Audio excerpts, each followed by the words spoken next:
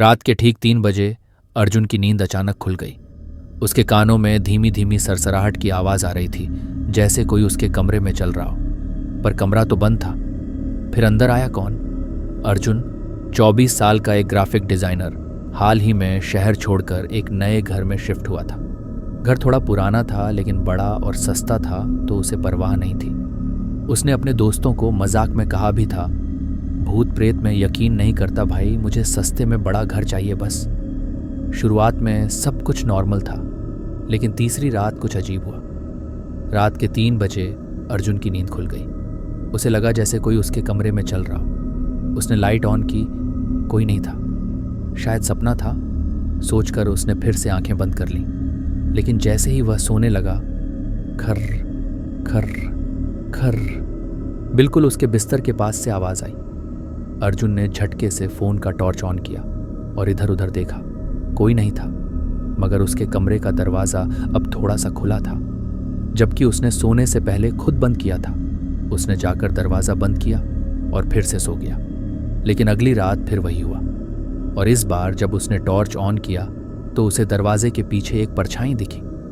अर्जुन को अब लगने लगा था कि कुछ तो गड़बड़ है, लेकिन वह खुद को समझा रहा था कि शायद ये स्ट्रेस, थकान या महज कोई सपना है।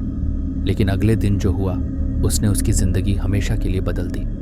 रात का तीसरा पहर, 3 बजे अर्जुन को फिर से वही आवाज़ें सुनाई दी, खर्र खर्र खर्र। इस बार आवाज़ सिर्फ चलने की नहीं थी, बल्कि किसी के धीमे धीमे बुदबुदाने की भी थी। छोड़, जा, मत मत। अर्जुन के रोंगटे खड़े हो गए। उसने धीरे से अपनी आंखें खोली। पूरा कमरा अंधेरे में डूबा था। हल्की हल्की चांदनी खिड़की से आ रही थी। उसने अपनी घड़ी देखी, 3:00 तभी दरवाजे पर 3 बार जोर से खटखट हुई। थक थक थक। अर्जुन का दिल तेजी से धड़कने लगा। इतनी रात को कौन दरवाजा खटखटा सकता है? वो धीमे से उठा और फोन का टॉर्च ऑन किया। उसकी उंगलियां कांप रही थीं। दरवाजे की तरफ देखते ही उसका खून जम गया। दरवाजे के नीचे से किसी के पैरों की परछाई दिख रही थी, लेकिन पैर उल्टे थे। उसके पूरे शरीर में झुरझुरी दौड़ गई। उसने साहस जुटाकर जोर से पूछा, कौन है? कोई जवाब नहीं, बस गहरी भारी सांसों की आवाज। अर्जुन का गला सूख गया। उसने सोचा कि शायद कोई दोस्त मजाक कर रहा है। उसने दरवाजा खोलने की हिम्मत जुटाई और जैसे ही उसने दरवाजे का हैंडल पकड़ा, दरवाजा अपने आप जोर से झटके से खुल गया। सही, बाहर कोई नहीं था, बस ठंडी हवा का झोंका अंदर आया और सारी लाइट्स हल्की हल्की टिमटिमाने लगी। अब अर्जुन को पूरा यकीन हो गया कि इस घर में कुछ तो बहुत गलत है। अगले दिन उसने अपने मकान मालिक को फ़ोन किया और पूछा, भाई ये घर पहले किसका था? मकान मालिक थोड़ी देर चुप रहा, फिर धीमी आवाज़ में बोला, तुम ये सब क्यों पूछ रहे हो? अर्जुन को समझ नहीं आया कि वह इतना डरा हुआ क्यों लग रहा है। उसने जोर देकर पूछा, सच बताओ, इससे पहले यहाँ कौन रहता था? मकान मालिक ने जो बताया उसे सुनकर अर्जुन के पैरों तले जमीन खिसक गई। इस घर में 5 साल पहले एक लड़की रहती थी, रागिनी। उसने इसी घर में आत्महत्या कर ली थी, लेकिन मरने के बाद भी कोई कहता है कि वह इस घर को छोड़कर नहीं गई। अर्जुन को लगा जैसे किसी ने उसकी रीढ़ की हड्डी में बर्फ डाल दी हो।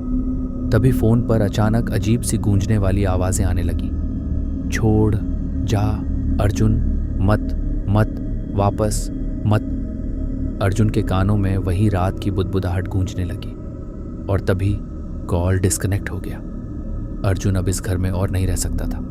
उसने उसी रात निकलने की ठान ली, लेकिन जब वह सामान पैक कर रहा था तभी कमरे की लाइट बंद हो गई। चारों ओर अंधेरा छा गया। फिर बाथरूम से पानी टपकने की आवाज आई, टप टप टप। अर्जुन ने मोबाइल की टॉर्च ऑन की और बाथरूम की तरफ बढ़ा। उसने दरवाजा धीरे से खोला। अंदर का नजारा देखकर उसकी चीख निकल गई। आईने में ऐग खून से लिखा था, अब तुम नहीं जा सकते। आईने में अचानक एक परछाई उभर आई। एक लड़की, सफेद कपड़ों में, उल्टे पैर, आंखों से खून बहता हुआ, और अगले ही पल वह परछाई अर्जुन की तरफ झपट पड़ी। नहीं, मकान मालिक अर्जुन के फोन ना उठाने से परेशान होकर घर आया। दरवाजा अंदर से बंद था। पुलिस को बुलाया गया। जब दरवाज़ा तोड़ा गया तो अंदर अर्जुन का सामान बिखरा पड़ा था। मोबाइल ज़मीन पर टूटा हुआ था और अर्जुन कमरे के कोने में सफ़ेद पड़ा हुआ, आंखें फटी हुई और उसके चेहरे पर एक स्थायी डर जमा हुआ था। वो जिंदा था लेकिन कुछ बोल नहीं पा रहा था। डॉक्टरों ने बताया कि अर्जुन गहरे सदमे में है, लेकिन सबसे अजीब बात, आईने पर खून से अब भी वही लिखा था, अब तुम नहीं जा सकते।